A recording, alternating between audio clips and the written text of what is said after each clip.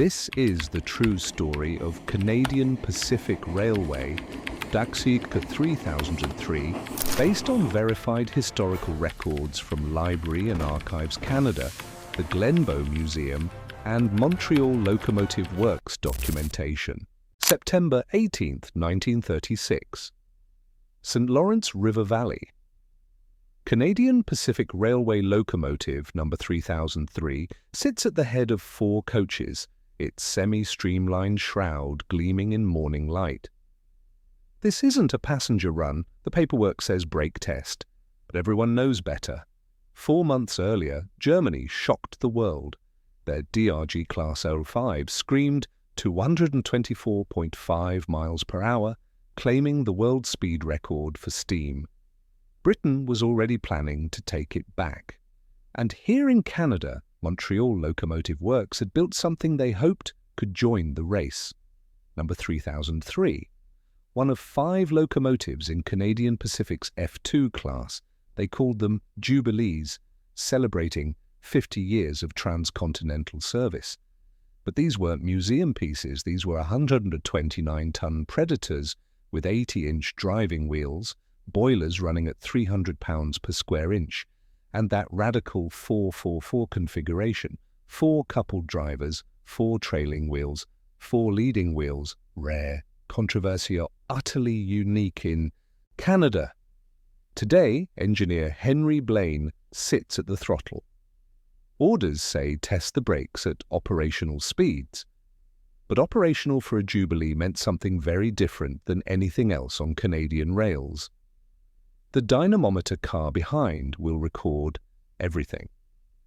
9:17 a.m., the Winchester subdivision stretches ahead, straight, level, perfect for speed. The signal goes green, steam pressure climbs toward maximum, and 3003 begins to move. Before we dive deeper into this incredible engineering story, if you're fascinated by railway history and forgotten achievements, please hit that subscribe button and turn on notifications. We uncover these untold stories every week. Now let's understand why Canadian Pacific built these remarkable machines. To understand what's at stake, go back to 1933. Canadian Pacific's executives watched Royal Scot tour North America. The British locomotive impressed them, but the cars, curved sides, streamlined tops, those changed everything. They made CPR's rolling stock look Victorian. The railway industry faced extinction. The Depression devastated passenger numbers. Diesel trains like Germany's Flying Hamburger proved that new technology could sustain speeds over 100 miles per hour. Steam, many said, was finished, but CPR President Henry Beatty refused that verdict. If speed could save passenger rail, steam could do it. In 1935, they ordered something radical. 5 lightweight locomotives from Montreal Locomotive Works, not freight haulers. These were built for one purpose, high-speed passenger service. The specifications were extraordinary. 80-inch driving wheels with roller bearings to reduce friction. A 300 psi boiler, higher than anything in the CPR fleet except massive freight. Engines, but that unusual 4-4-4 arrangement, keeping the locomotive light while maximizing power. They emerged in July 1936, semi-streamlined, polished metal. These didn't look like traditional steam, they looked like speed frozen in steel. But there was a problem. 4 coupled driving wheels meant marginal traction. Wet rails, they'd slip. Heavy loads, they'd slip. These were thoroughbreds, not workhorses, sensitive, responsive, and given the right conditions, impossibly fast. By September, 3003 had learned the Winchester subdivision, and the engineering department knew these machines might achieve something exceptional, something worth recording. 9:17 a.m., the regulator opens. Steam floods the cylinders. No. 3003 rolls out of Smiths Falls, headed southeast toward Montreal. 20 miles per hour, 40, 60. The 80-inch wheels turn faster, 3 cylinders driving pistons with mechanical violence tempered by perfect balance. 75. The rail joints blur into continuous hum. Wind tears past the streamlined shrouding. Inside the cab, Blaine and his firemen work in rhythm. More coal, water level good, steam pressure holding at 300 psi, the absolute maximum. 80 miles per hour, most CPR engines would be at their limit. The Jubilee hasn't broken a sweat, 95. The dynamometer car records everything, speed, pressure, every vibration. This data will verify the brakes, but it's also creating an official record of something else, 100. A psychological barrier, the kind that makes newspapers pay attention. They cross into Quebec. St-Télésphore approaches. Beyond it, the track is particularly straight and level. If 3003 will reach maximum velocity, it's there. Blaine checks the gauges, everything perfect. He opens the throttle just a little more, 105, 108. The whole train flies now, eating track at speeds impossible just a decade ago, and then they hit the sweet spot. Perfect alignment of power, track condition, mechanical harmony. The speedometer climbs past 110 miles per hour and keeps climbing, 112 miles per hour. The needle holds steady, 112.5 miles per hour. For 15 seconds, Canadian Pacific 3003 maintains a speed that makes it the fastest locomotive in Canadian history. Not quite Germany's 124.5, but close enough to prove the point. Inside the cab, the noise is overwhelming. Not rough hammering, but clean, violent rush of a machine doing exactly what it was designed to do. The 3 cylinders fire with metronomic precision. Walschaert's valve gear controls steam with split-second accuracy. Those 80-inch wheels turn at over 360 revolutions per minute at 112.5 miles per hour. The pistons move at nearly 2,400 feet per minute. That's violent, beautiful, right at the edge of what 1936 mechanical engineering can safely achieve. The dynamometer car captures everything.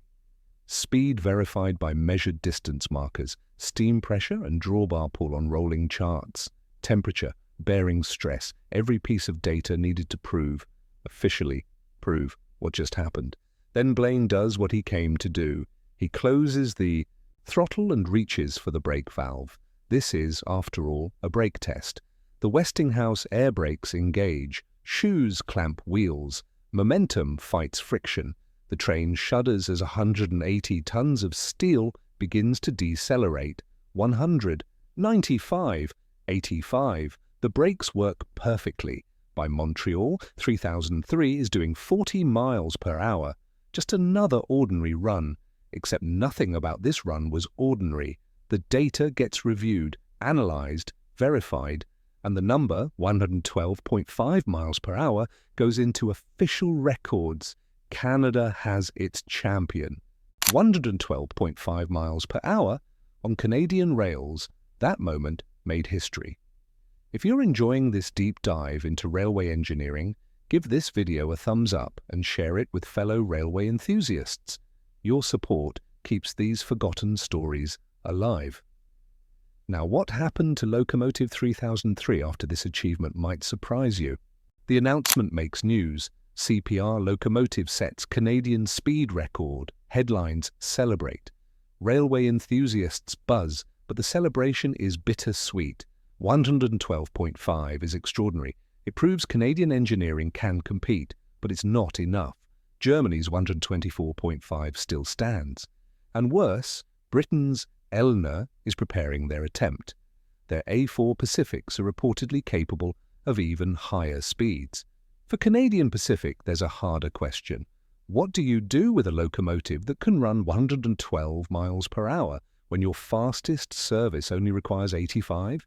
The Jubilees enter regular service, Montreal to Quebec City, Toronto to Windsor, Calgary to Edmonton. They're popular, smooth, fast, comfortable, but they're temperamental. Those big wheels on 4 driving axles mean traction is always marginal. Crews have to baby them, and the economics don't work.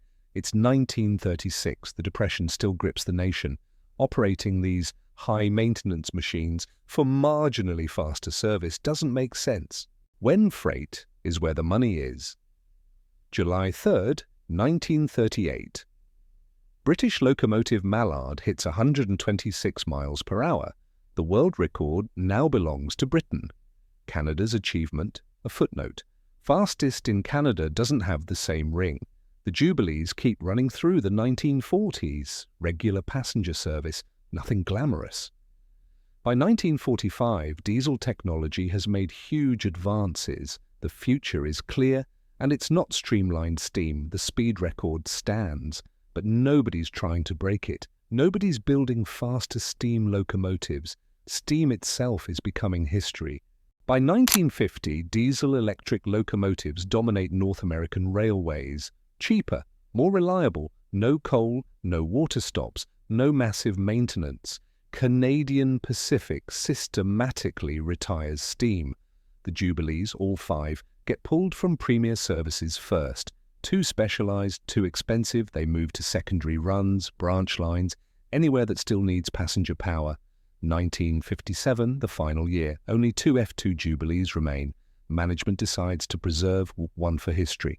After all, these locomotives represented significant achievement, that speed record, that innovation. But there's confusion. Montreal shops think Calgary is handling preservation. Calgary thinks Montreal is handling it. Nobody coordinates. And in the chaos, both remaining Jubilees get cut up for scrap. 3003, the locomotive that carried Canada's speed record that achieved 112.5 miles per hour in September 1936, is dismantled and melted down. No ceremony, no museum preservation, just pragmatic disposal of obsolete equipment. A tragedy of bureaucratic oversight.